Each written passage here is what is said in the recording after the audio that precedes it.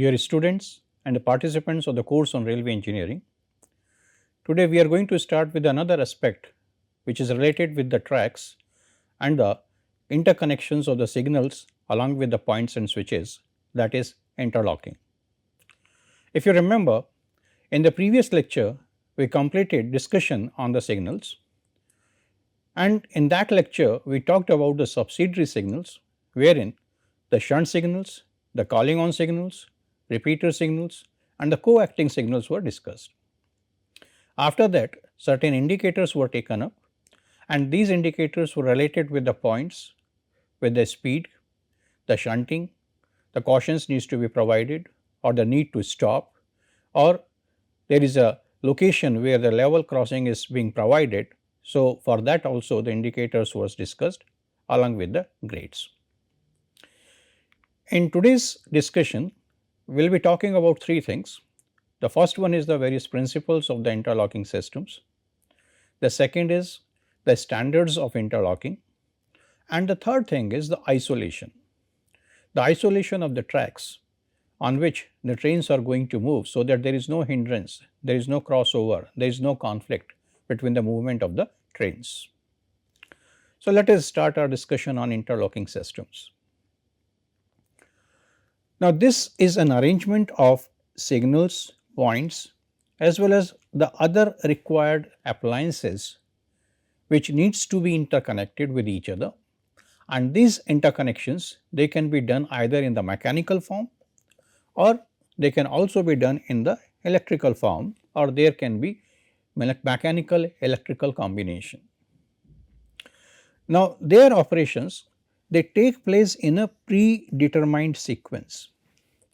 That means there is a stage 1 which is to be done first of all, then only the stage B can be done, and then you can move to stage 3 and so on.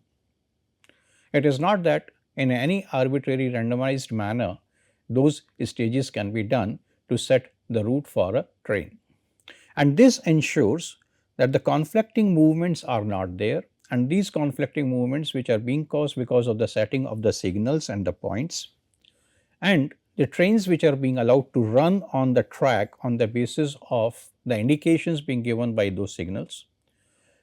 So, safety is a prominent thing here which needs to be taken care of. So, when we do this coordination of the signals, points or whatever the type of devices or equipment which are used so as to provide these type of connectivities to tell the loco-pilot that the loco-pilot can take the train on the particular line, and that is safe to be taken. This is the most important thing in the interlocking system. Now, this ensures that before a signal is set to off, when we say off, if you remember when we discussed about the signals, the off means you can proceed.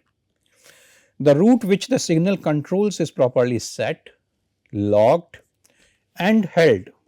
That means there are three things which are happening. One is, first of all, we have to set the route. Second, it has to be logged so that there is no possibility that this particular track, if it is been set for a straight movement, it should not happen by a chance it gets set to the right side turnout.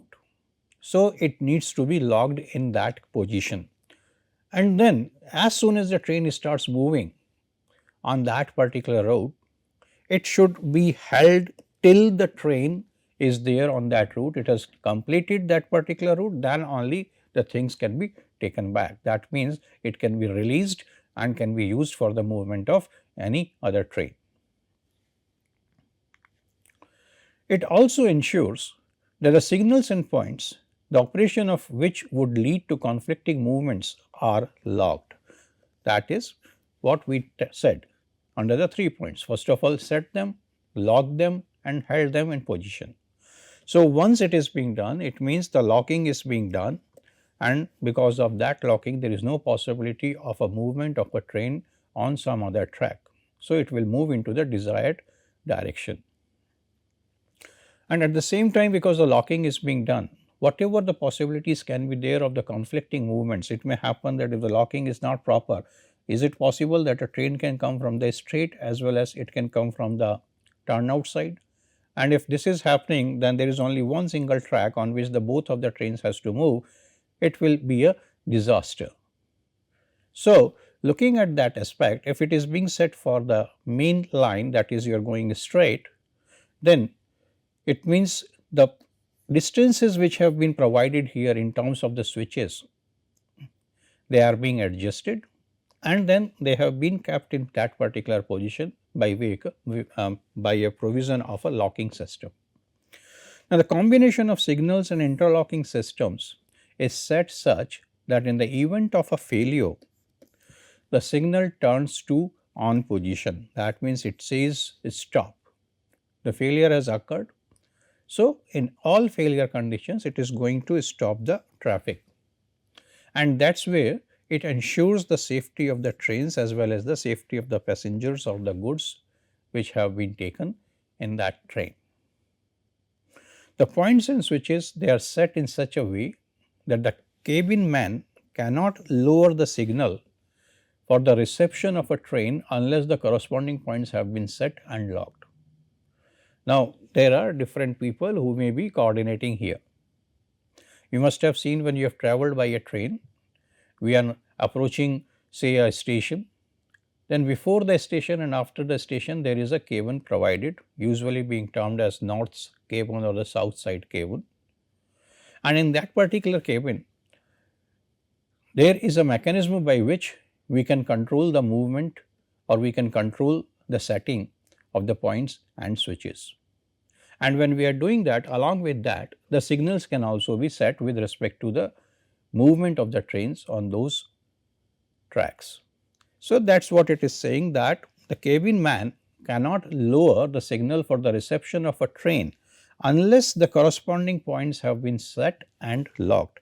So, first of all this has to be done, then only there is a possibility that the cabin man can lower the signal and the train can come on the track. So, the indication is given to the loco driver that you can proceed and come.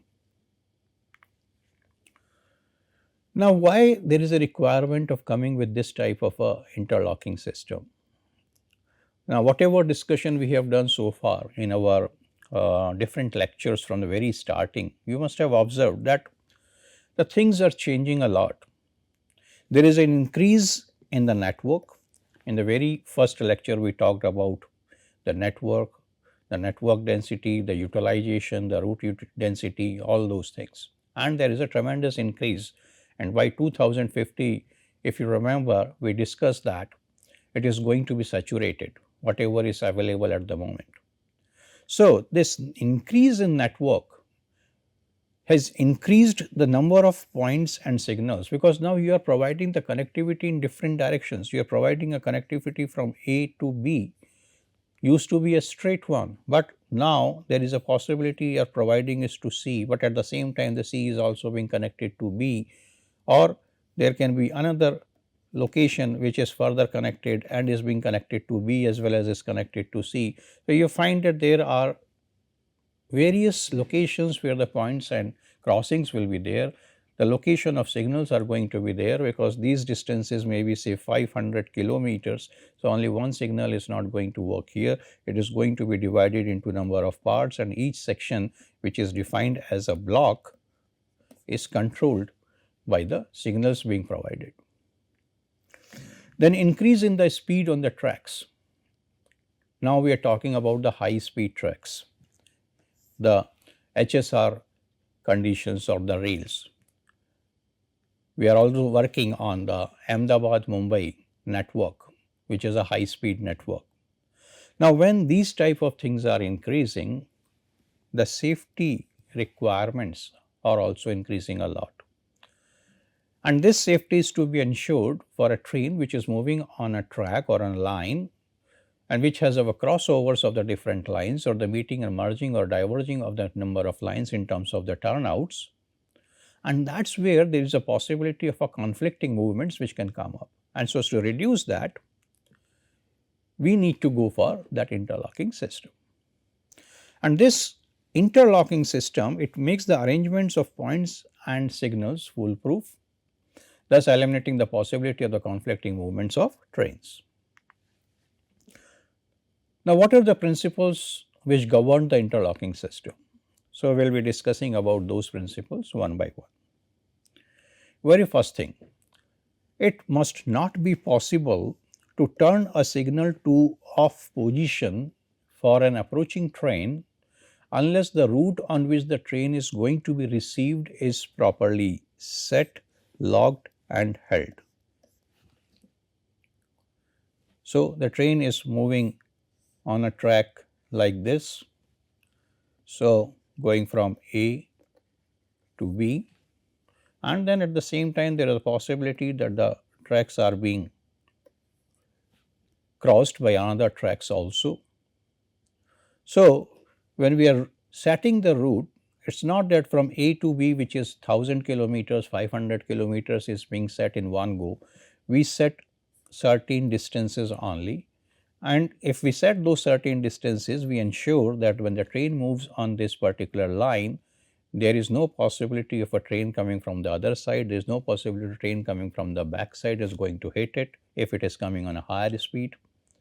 So, those type of things should not be there. So, that is where we have to properly set, lock and held that particular route, then only the signal should be put in a condition to tell the loco pilot to proceed with the train. Now, when we say this, it means what? It says that no adjustment in the points and locks is possible when the train is moving on the route. As soon as the train has started moving on this route, now nothing can be done. It has already been set. The authority is being given to the loco pilot to drive the train on this particular route. Now, you cannot change in between unless until there is some emergent condition which come up, then probably we need to take a remedial measure, but otherwise there is no requirement. All the facing points are locked. That means all those points which are coming in the front where there is a possibility of the changeovers, they have been locked. All interlocked level crossings, they are closed. So, if there is a possibility that at a particular location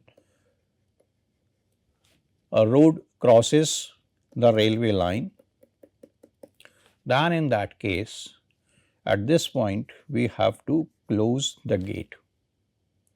So, this is also gets set before the train is allowed to move on this particular track.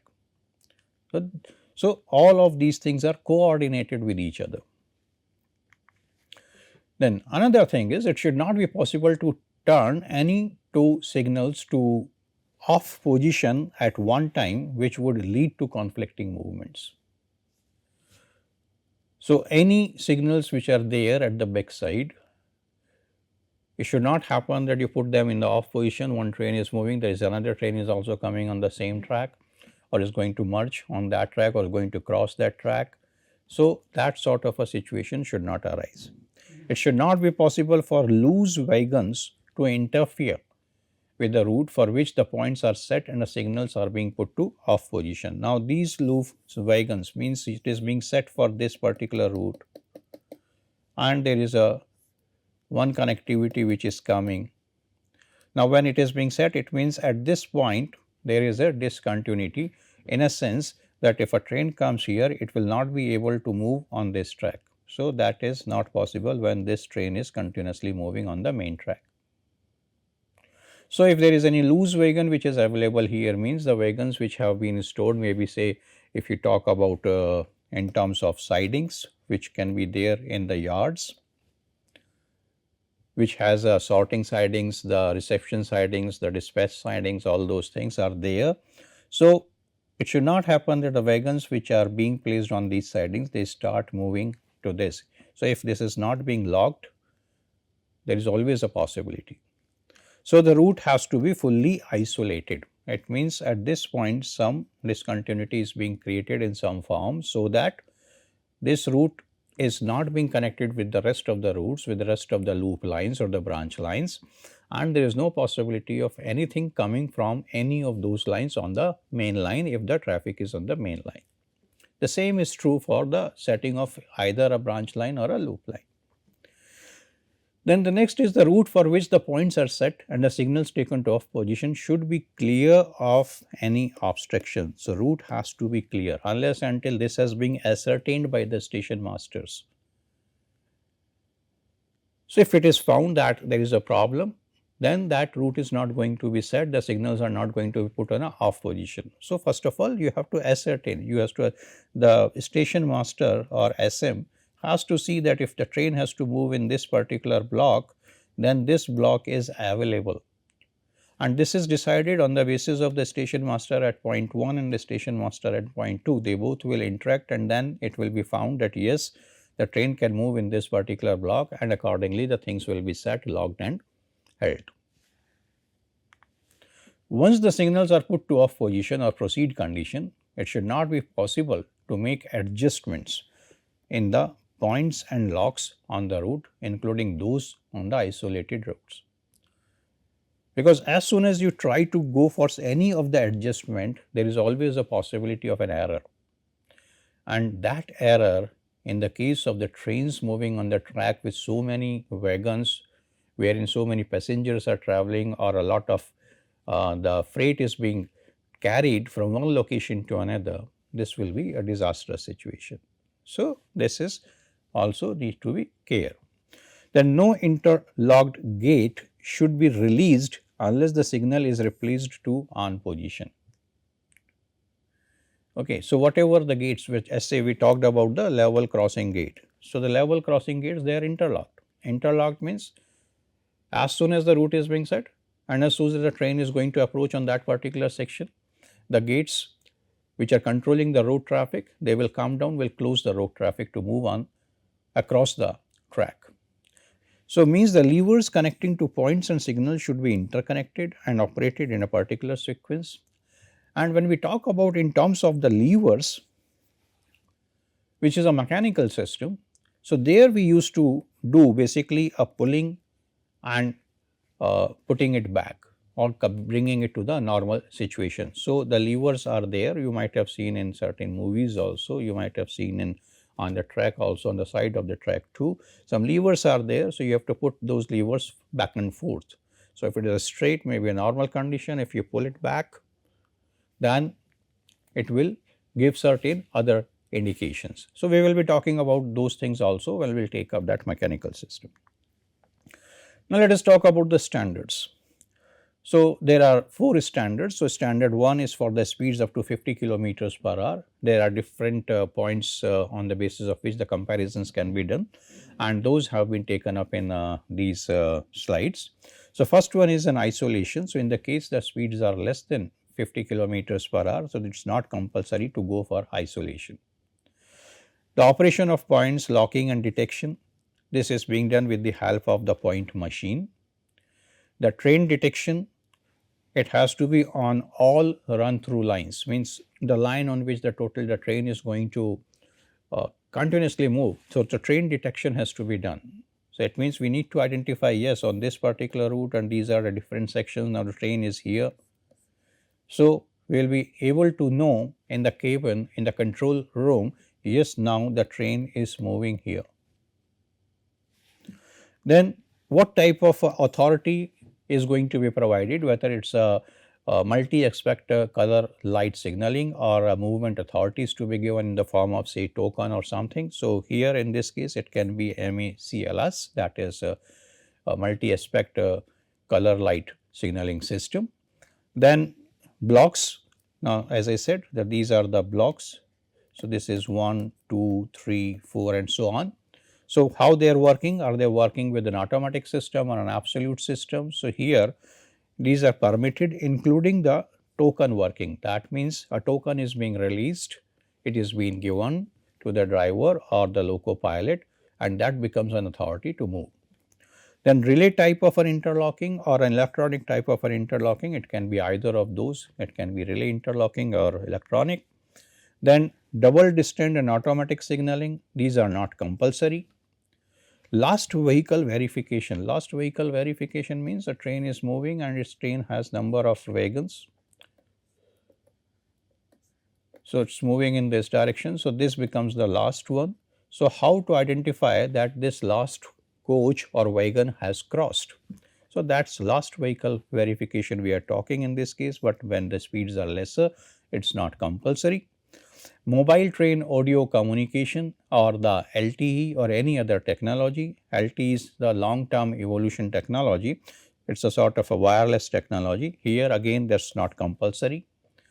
Now, when you talk about the ATP systems, the automatic train protection systems, then automatic train protection systems can be in different forms. Say ETCS is a European train control system, then TCAS, this is a train collision alarm avoidance system, then TPWS, this is a train protection and warning system. So these different type of things which can be there along with the cabin signaling system. So these are again not compulsory, and this is for the SPAD mitigation, because why we are doing all this protection, why we are doing all these warning system is the SPAD, which is a signal pass at danger. So that should not happen, that the signal is being crossed by a train, but the signal was already at a danger condition. It was saying say stop or caution, and the train moves there maybe with the full speed, it's going to be again disaster. The centralized traffic control, again that's not compulsory in the case of low speed cases. And when you talk about the standard 2, it is for up to 110 kilometers per hour, talking about the same points. Here it says in the case of isolation, now it is required. Previously it was not required. The point operation locking and detection remains the same as point machines. The train detection again the same on all running lines, it has to be done. Then the signaling and the movement authorities again the same as MACLS. Then block walking, it is permitted, but here we are not talking about a token system which was there in the previous case. Then whether RI or EI, both any of these can be there as an interlocking system here. Then double distant and automatic signaling, this is required, and it also talks about an EBD is greater than 1 kilometer. EBD is basically emergency brake distance. So if that emergency brake distance is more than 1 kilometer, then on that sections it is required. Lost vehicle verification, this is required at stations with the centralized control or high density roads. Then MTRC or LTE technologies, these are desirables. Then ATP systems are also desirables, and CTC systems are also desirables. If you remember in the previous cases, it said not compulsory. So now the changes are there with respect to the speed. Now when you increase the speed to 140 kilometers per hour, that means we are moving to standard 3. So the first isolation remains the same, the point operation also remains the same, trend detection is also the same. Then the type of signaling which we are talking is MACLS again. In the case of block working, absolute or automatic, it says permitting, but again it's not talking about a token system, and it says it's better to go towards the automatic signaling systems. As far as the interlocking is there, so relay interlocking or the electronic interlocking, anything can be used. When we talk about a double distant and automatic signaling, it is required or automatic signaling has to be done. The last vehicle verification, again it is very much required here. Then the mobile train radio communication LT systems, they are desirable, ATP systems are desirable, centralized systems are desirable. That means that is same as for the speed up to 110 kilometers per hour. Coming to the fourth standard, so in the case of fourth standard, the speeds are going to a value of 160 kilometers per hour. Here again, isolation is required, but when you talk about the operation of the points or the locking or the detections, it says the point machine and the direct clamp type with thick web switches.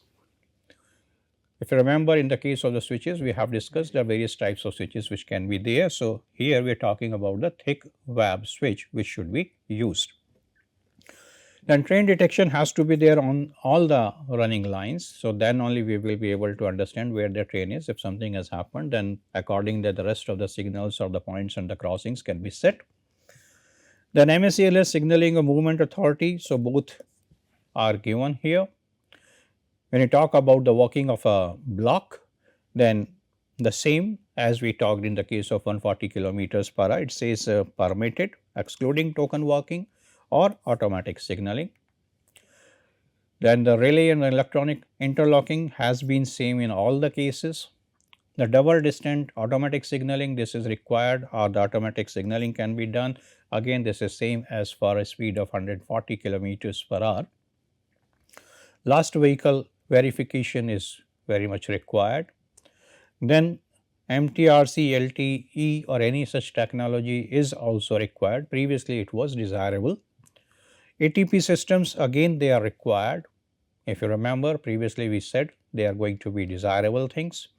And the CTC, the centralized traffic control, is also desirable. It should be there as far as possible, whereas in the previous cases it was just a possibility, may not be required to be given. So, that in the case of 140, in the case of 160, this CTC is same. Now, the another thing we said we are going to discuss in today's lecture is isolation. The isolation of a track on which the train is moving, and there is no possibility of any conflicting movement which happens. So, this is a arrangement secured by the setting of points or any other approved means to protect the line, so isolated from the danger of obstruction from any connected line or lines. So, a line is being provided and there is a possibility a line comes here or comes there or goes out here. So, with respect to all of these cases 1, 2 and 3, if we are talking about a train which is moving in this form straight on the track, then the possibilities of the dangers or the obstructions which may be there because of these connected systems should not be there, and that is where what we are trying to do is we are trying to isolate it. It means now the connectivity here is open, or the connectivity here will also be open, or the connectivity here is also open. That means any train which is coming from either of these directions will not be able to move on the main track. The no train shall run through an interlocked station at a speed exceeding 50 kilometers per hour unless the line on which the train is to run has been isolated from all other lines by the setting of points and interlocking such that it remains during the passage of time. That means setting and then holding the particular setting which is being provided. So, setting, locking and hold, all of three things which we are talking again at this point. So, that is another aspect which is to be taken, and then where we are going to provide the isolation. Now, here a combination is being shown between the passenger line, goods line and the sidings with respect to the passenger lines, goods lines and the sidings. So, if a passenger to passenger system is there, so two lines are there on which the passenger trains are moving, in that case the isolation is not required if the speed is less than 50 kilometers per hour. If you remember, in the case of standards also we said if it is less than 50 kilometers per hour, standard 1 is applicable, and at that point it is not required. But if the speeds are increasing, then that is required. But when there is a combination where the passenger line is going to be interacted with the goods line or the siding, in that case it is required irrespective of the speed. So, the safety of either of the things has to be ensured to the maximum. Now, because it is a sort of a matrix, so everything just moves turn around. So, here goods lines and sidings, when they are talking with respect to the passenger line, so it is required irrespective of the speed, so that the same thing is being talked here. Whereas, when you are talking about the goods line versus good lines, then it is not required when the speed is less than 50 kilometers per hour, but it is required if the speeds are more than or equals to 50 kilometers per hour. When you talk about the goods line versus siding, it is desirable. So, obviously, when you talk about a siding and goods line, that becomes desirable because it is a matrix. In the case of sidings, it is not applicable. So, this gives you an idea that if these type of combinations are there, then whether we have to go for isolation or we are not requiring an isolation to be done. Now, isolations, they can be done in different forms: connection to another line of the long siding, the provision of the short dead end siding, the provision of a trap, or providing a slip siding or a catch siding. So, there are different ways in which the isolations can be done. So, here you can see the connection to the another line or the siding which is provided. So, this is a main line on which the train can move. There is a siding being provided here. So, it can be a loop line also, or it can be a siding, but this is closed at this point, and that is where this connection is being provided. So, the isolation is going to be there at this point. Then another one is a short dead end siding. So, this is a very short length on which there is a dead end, it is closed here, and for that particular case then this is an isolation system which will again be there. Obviously, we are going to provide a turn out from one to another one. So, a loop line or a siding line to the main line. The third case is a single derailing switch, also known as a trap, being provided. So, here you can see there is a trap being provided on one side of the track, that means on one of the rails, the outer rail here. So, this is a trap being shown in the case of this photograph also, as I have marked. So, if any train is coming from this side, it will not be able to move on this, and that is where it will stop here. So, there is possibility that it can be derailed here. So, that is being done usually when there is a problem and it is cannot be allowed here, there is some malfunctioning here in the movement of this train. Then other case is the double derail switch with dead ends but without crossings. So, here again the derail switches are being provided and there will be a dead ends here. So, if at all anything happens, it is not going to move in this direction, it moves here and then it stops. Then this one is a single derailing switch with the guide rails being provided. So, derailing switch is provided on the outer side here, and then there are guide rails which are basically looking at the movement in the two directions of that particular train or the wheels of a bogie. Then this is a short dead end siding extended to enable vehicle being stabled. So, this is a short siding, this is a station or the signal overlap is being provided here as O, and then the siding is provided with a dead end at the end, and here then we are also providing a connectivity which can be taken out, so that the train will be isolated or track is going to be isolated here. Now, this one might have been seen by you on the tracks also, some of the locations. So, what is being done, a side hump is provided as a siding. So, the train which is coming from here, it is not going to be allowed to move on this track. So, there is a gap being provided on these connectivities, but then this trend when it goes here, then it means the elevation is increasing, and then finally at this buffer stop it is going to stop. So, you can see in the photograph on the right hand side also this construction of this sand hump is being shown.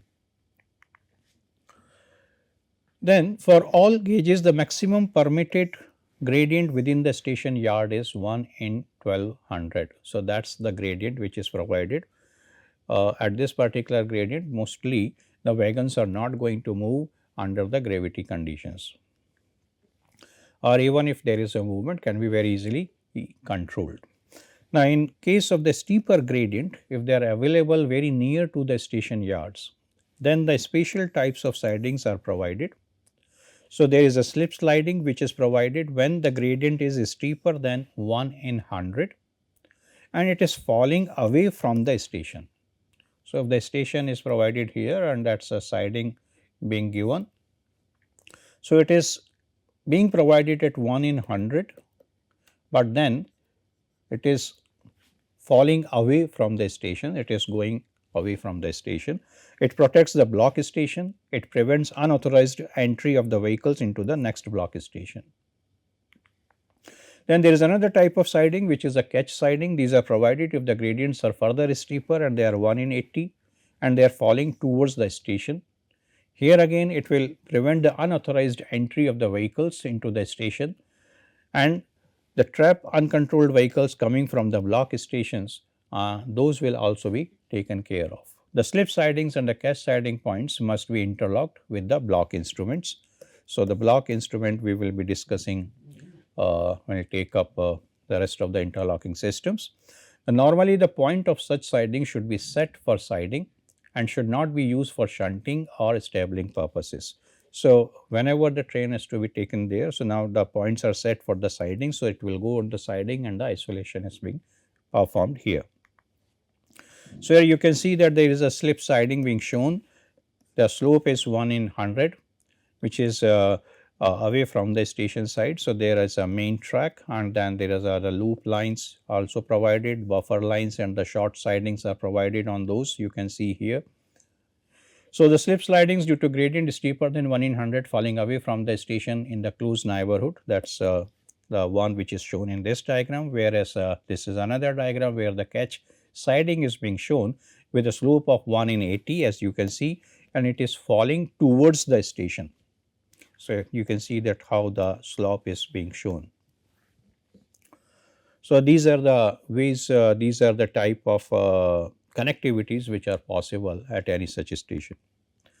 The key required to set the siding points is released from the block instrument in the train going to or train coming from position. So, there is a block instrument at each of the station and from where the key is being operated. Now, we have to tell whether we are taking out the key for train going to a station or we are taking out a particular key for a train coming from a previous station. So, that positions are marked on that and accordingly the key will be coming out of the block instrument and that will make the block instrument locked. That means now it cannot be operated unless until a key is being received and is being inserted in that block instrument. The instrument can be normalized only after the points are set. The slip sidings or the catch sidings or the train going to or train coming from key is released from the points and brought back to release the instrument. So, if it is being released at the location where the points are, from there that key will be brought and it will be inserted to release. Where the slip sliding is located, at the departure end of a double line station, the interlocking shall be such that the points can be set towards the block section only when the block instrument is set to line clear. So, you are coming on this side, the train is moving in this direction. So, up to this point this may be the station limit. After that there will be a block limit. So, when the train has to move into the block, it means what we have to do, we have to find out whether the line is clear or not, and if that line clear message has come on a block instrument which is placed here and the key is being taken out, then only it will happen. Then safeguards during operation, shunting on non-isolated lines shall cease once the line clear has been granted. So, as soon as this is being done, the shunting should not be there. Point shall remain set locked for the catch siding until home signal has been put to off position. Then before normalizing the block instrument, the station master shall verify the complete arrival or dispatch of the train. So, the master has to see that the train has already moved into a block away from the station or that it has been received in a block which is being controlled by the station master. Accordingly, the decisions are going to be taken. The another thing is an emergency key is there and this emergency key is used for operating the catch sidings or the slip sidings and this is in the custody of the station master, but this is used only under the emergency conditions. And to operate the siding points where either the block instrument has failed or when the train is still in the block, but at the same time we are now going to allow another train to get into the block. So, another train is required to be dispatched into the block section, then in that case that emergency key will be used by the station master. In the case of reception of trains, either a minimum of 2 stop signals shall be provided in the rear of the catch siding. So, the catch siding if it is provided here, so at the rear of that these are the 2 stop signals which are going to be provided. First stop signal shall be at an adequate distance equal to block overlap from the catch siding points. So, from this catch siding points, this first signal, what is the distance is being talked. A train shall first be brought to a stop at the first stop signal before the catch siding points are set for the main line. So, if the train is coming, it has to stop here and then once the points have been set for the main line, then only this train will start moving on that. The reception signal shall not be taken off unless the following conditions are satisfied. What are the conditions? The line on which the train is to be received is clear and the train to be received is on the main line. So, from the back side it is coming, so it is on the main line, it is being set on the main line and the line is being set, it is clear to receive. The points leading to catch sidings as well as the points which are required for a run through train are set for the main line immediately after granting line clear to the block station in rear. So, if the block section is there, so in here in this case of a block section, if it is being set, you are going to move ahead. So, in that case it is talking about the things, it says the run through condition has been set for the main line. So, if this is a main line, so all these signals they have been set here. Line clear has been obtained from the block section in advance, that has to be ensured, that is what we talked about. The station masters will ensure that the block is available to move the train, so it is clear. The gradients in the block sections ahead are such that the train can be brought under control easily. So, here some of the cases being shown. Say this is a loop line, this is a main line, so train is going to on it. So, there is an adequate distance with respect to the points. So, that adequate distance is 120 meters to 180 meters. Then here we are talking about the multiple sidings and all of those are coming at the same point and crossing towards the main line. So, this is another case which can be there. So, isolation has to be provided at this point. Then there is a case here, the loop and the main line being provided with the connectivity, or there is another case where we are talking about adequate distance where the no stabling condition can be there which is available, or there is a loop and main line where we are talking in the case of multi-aspect color light signaling systems, the distance is 180 meters or 120 meters depending on whether you are talking about the Warner systems distant signals. So, here a trap is also being provided. We have understood what is the use of that trap. There is another case being shown here where the loop line with this trap condition on this side or the goods line or a siding having at one trap here or another trap here, and there is a loop line which is being provided with a trap on this side. So, that again the isolations can be done with respect to the movement on the main line. So, with this we close our discussion now. What we discussed is the need and principles of the interlocking, the various types of standards which are there, which are governed by the speed, and the isolations which can be provided on the line so that the trains can move in a safe environment. So, with this we close it now. Thank you. We will be meeting in the next lecture.